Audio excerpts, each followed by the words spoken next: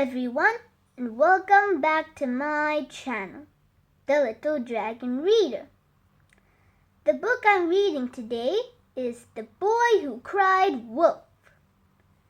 This story is one of Aesop's fables, and it's very popular. Aesop was a man who wrote fabulous fables in the olden days, and all of his fables had a moral. Today we have an adorable tiny guest to join this exciting book, and the name of that guest is Wolfster the Dalmatian.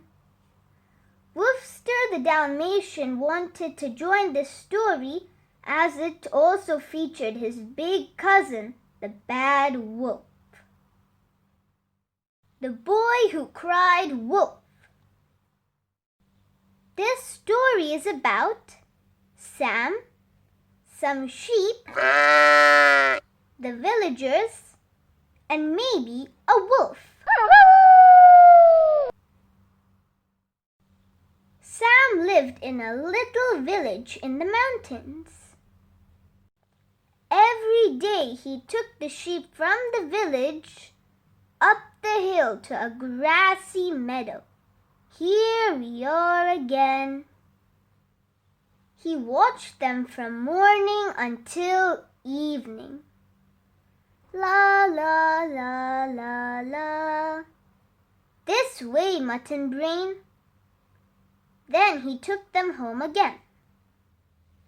Every day was the same. Same old mountains, same old trees. Sam was lonely, and he was so bored. All his friends were down in the village. He tried talking to the sheep. "And how are you today?" But they didn't have much to say. "Nobody ever comes up here," moaned Sam. "Nothing ever happens."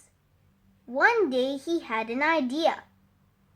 "I could make something happen." He ran down the hill to the village. "Help! Help!" "What's the matter?" "A wolf!" he shouted. "A wolf has come out of the forest! Come quickly!" Everyone ran up the hill with him. "Hurry! My sheep!" Puffing and panting, they reached the meadow. Of course, there was no wolf. The sheep were quietly eating their grass. All that way for nothing. The villagers were angry, but Sam just laughed. That was funny. No, it wasn't. A few days later, Sam was bored again. He ran down the hill to the village. "Help! Help! What's the matter now?" "Come quickly! A wolf!" he shouted. "A wolf has come out of the forest!" Some people didn't believe him. "Oh, yes?" some of them said disbelievingly. But most ran up the hill to see. "We'd better make sure." Puffing and panting, they reached the meadow. Of course, there was no wolf. The sheep were quietly eating their grass. Everyone was very angry, but Sam just laughed. "What are you grinning at?" they said. A week later, Sam was bored again. He ran down the hill to the village. "Help! Help! There really is a wolf!" Most people didn't believe him this time. Just a few ran up the hill. "Come quickly!" Puffing and panting, they reached the meadow. Of course, there was no wolf. The sheep were quietly eating their grass. Now everyone was furious. Sam laughed and laughed. "You you're so clever?"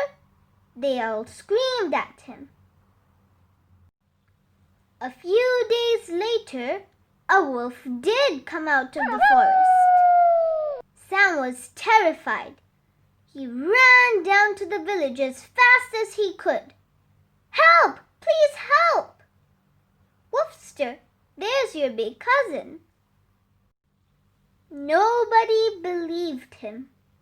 "Do you think we're so stupid?" they all said. "I promise you, there's a wolf," he begged. Sam begged them to come with him. "You have to help me," said Sam.